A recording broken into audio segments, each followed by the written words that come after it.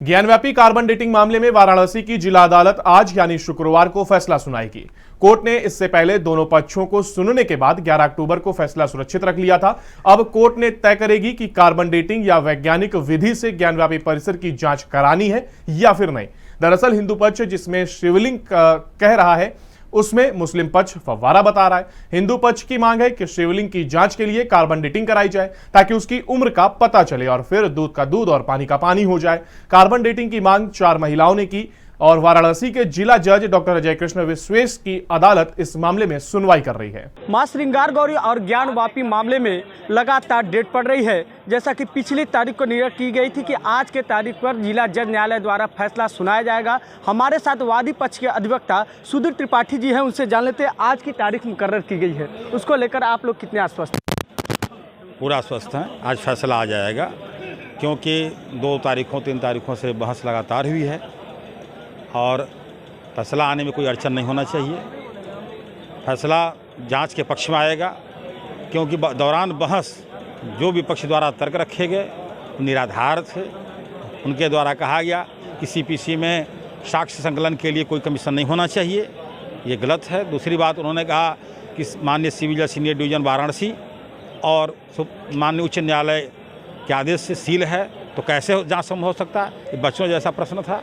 अरे न्यायालय द्वारा सील किया गया है तो न्यायालय द्वारा ही तो आदेश से वो जांच होगी, तो जांच का आदेश आ जाएगा और इससे बड़ा स्पष्ट हो जाएगा।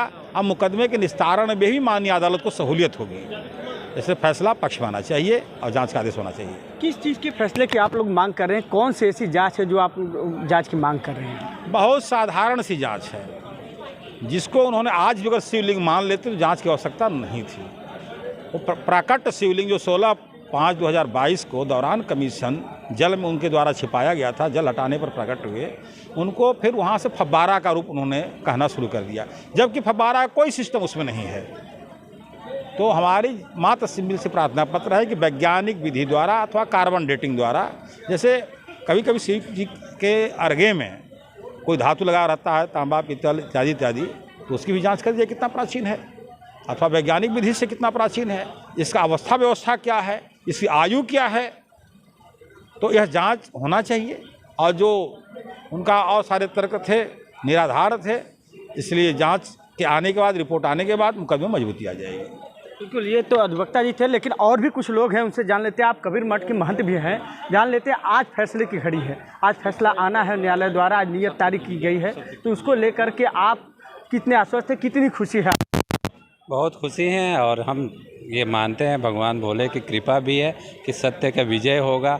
और जिस तरह के उन्होंने शिवलिंग को छिपाया हुआ था वो जांच के दौरान ओपन हुआ है और इस विषय में ये उन्होंने लोग कह रहे थे कि फुब्बारा है, तो फुब्बारा नहीं, वो शिवलिंग है, हम ये मानते हैं। और ये प्राचीन हमारे वेदशास्त्र में भी वर्णन के रूप में चला आ रहा है कि भगवान नंदी के सामने शिवलिंग होते हैं।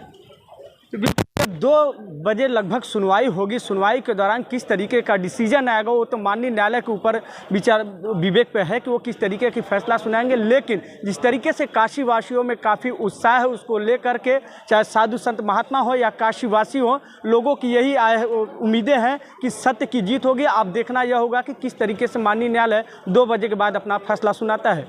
वाराणसी से लोकेश पांडे, TNP न्यूज़।